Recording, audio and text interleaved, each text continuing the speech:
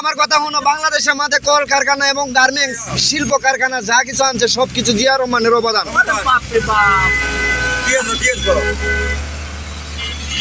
তোমরা আবার বড় বড় কথা বলো, বাংলাদেশের মধ্যে তোমরা শেখ হাসিনা কি আনছে? কিছু আনে নাই।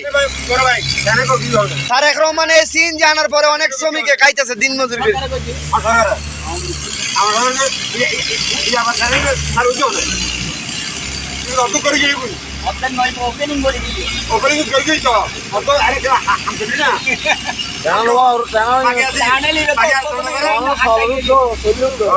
তারা তো ট্রেনের রাস্তা তার বহুত আছে। হ্যাঁ বাকি নেই বল।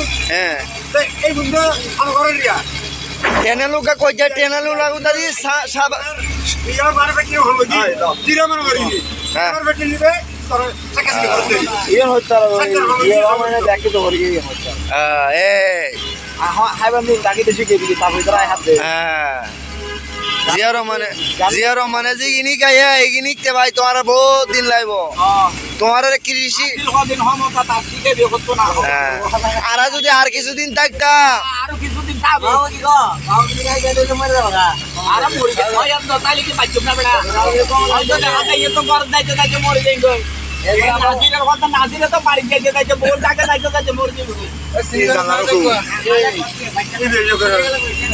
আল্লাহ মরে যাও করে অকত কই মারো এই ওটা গোবিন্দ দিয়া তো একদম কাজ করে চালায় এই মুন্ডা দুটা করছিলাম তো কি দেখিয়া গোবিন্দ দিয়া তো আরেকটা আমার কাজ করে চালায় আমার গোবিন্দ দিয়া তো আই থাকতাম আমি লেখাই যাই দে যাইবা গো, এক পাও গেছি গো অলরেডি। তোরগুলা এগুলা ভালো লাগে না এবার আমার ওর বলে কি সদস্য এগুলা তুই তো মহিউদ্দিনের রোগ সরি থাকো ভাইয়া, মহিউদ্দিন বাচ্চুর লোক তো